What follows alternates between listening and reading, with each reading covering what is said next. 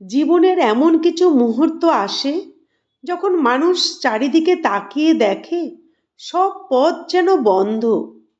আপনিও কি কখনো এমন অনুভব করেছেন? যখন নিজের মানুষও বোঝে না, যখন মনে হয় আমি আর পারছি না। ঠিক এমনই এক মুহূর্তে দাঁড়িয়েছিলেন মহাভারতের অর্জুন। কুরুক্ষেত্রের যুদ্ধক্ষেত্রে দাঁড়িয়ে নিজের আপনজনদের সামনে দেখে তার হাত কাঁপছিল, ধনুক নিচে নেমে গিয়েছিল। তিনি বলেছিলেন, আমি যুদ্ধ করতে পারবো না। সেই সময় রথের আসনে বসেছিলেন সারথি হয়ে স্বয়ং শ্রীকৃষ্ণ। ভগবদ্গীতা জন্ম নিয়েছিল সেই মুহূর্তে, যখন একজন মানুষ ভেঙে পড়েছিল আর ঈশ্বর তাকে উঠিয়ে দাঁড় করিয়েছিলেন।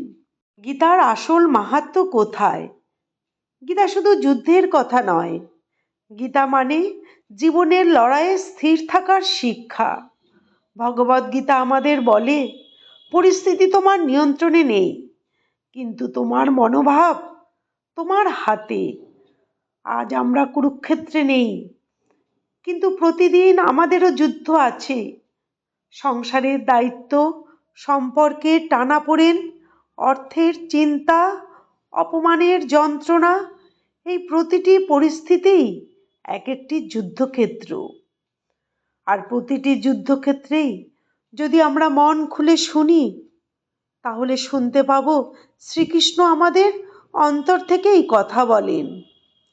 গীতাকে মহাগ্রন্থ বলা হয় কারণ গীতা আমাদের শিখিয়েছে তিনটি অমূল্য সত্য। কর্তব্য থেকে পলায়ন নয়। অর্জুন যুদ্ধ থেকে পালাতে চেয়েছিলেন, কিন্তু শ্রীকৃষ্ণ তাকে শিখিয়েছিলেন কর্তব্য থেকে পলায়ন নয়, কর্তব্যকে ভক্তিভাবে গ্রহণ করাই হলো ধর্ম। আজ আমরা যখন সমস্যার মুখোমুখি হই, আমরাও পালাতে চাই, কিন্তু ভগবদ্গীতা বলে, যে পালায় সে কখনো শান্তি পায় না। যে সমস্যার মুখোমুখি দাঁড়ায় সেই প্রকৃত জয়ী হয়। ফলের আসক্তি ছাড়ো। আমরা কাজ করি ফলের আশায়, ফল না পেলে ভেঙে পড়ি, কিন্তু গীতা শেখায় কাজ করো, কিন্তু ফল নয়, ঈশ্বরের হাতে ছেড়ে দাও। যখন আমরা ফলের চিন্তা ছেড়ে দিই, তখন মন হালকা হয়, চিন্তা কমে যায়, ভয়ও কমে যায়। আত্মা অমর। গীতা আমাদের জানায় এই শরীর হলো ক্ষণস্থায়ী, কিন্তু আত্মা চিরন্তন। মৃত্যু শেষ নয়, প্রিয়জন হারানো শেষ নয়। প্রতিটি বিচ্ছেদেই এক একটি নতুন যাত্রার শুরু। যখন এই সত্য হৃদয়ে ঢুকে যায়, তখন শোকের মধ্যেও এক অদ্ভুত শান্তি আসে। আমাদের জীবনে গীতার মাহাত্ম্য অনেকখানি। বাস্তব জীবনে অনেকে ভাবেন গীতা শুধু পড়ার বই, পুজোর সময় মন্ত্র উচ্চারণ করার গ্রন্থ, কিন্তু তা একেবারেই নয়। ভগবদ্গীতা হলো জীবনের প্রতিটি দিনের পথপ্রদর্শক। যখন আপনি অপমানিত হন, গীতা আপনাকে স্থির থাকতে শেখায়। যখন আপনি ব্যর্থ হন, গীতা আপনাকে ভেঙে পড়তে দেয় না।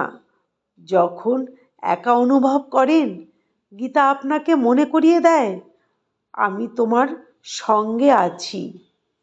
গীতার মাহাত্ম্য তো এখানেই। এটি শুধু ধর্মগ্রন্থ নয়, এটি জীবনের বিজ্ঞান।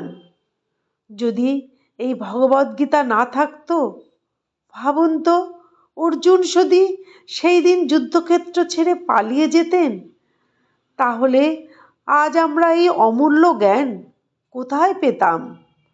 মানব জীবনের সবচেয়ে বড় প্রশ্নগুলোর উত্তর আজ অন্ধকারেই থেকে যেত। গীতা এসেছে একজন ভাঙা মানুষের কান্না থেকে, আর সেই কান্নাকে শক্তিতে রূপান্তর করেছেন স্বয়ং শ্রীকৃষ্ণ। এই কারণেই গীতার মাহাত্ম্য চিরন্তন। আজকের জন্য একটি প্রশ্ন, আমরা কি সত্যিই গীতাকে জীবনে প্রয়োগ করছি, নাকি শুধু বইয়ের তাকেই এই গ্রন্থকে সাজিয়ে রেখেছি? গীতার প্রতিটি উপদেশ যদি প্রতিদিন একটু করে পালন করি, তাহলে আমাদের জীবনও বদলাতে শুরু করবে আস্তে আস্তে। যখন মনে হবে সব শেষ, তখন মনে করবেন কুরুক্ষেত্রেও সব শেষ মনে হয়েছিল, কিন্তু সেখান থেকেই শুরু হয়েছিল মানব জাতির শ্রেষ্ঠ জ্ঞানের আলো। তাই গীতার মাহাত্ম্য এই যে, এটি আমাদের ভাঙনকে ভক্তিতে, ভয়কে বিশ্বাসে, আর দুর্বলতাকে শক্তিতে পরিণত করে।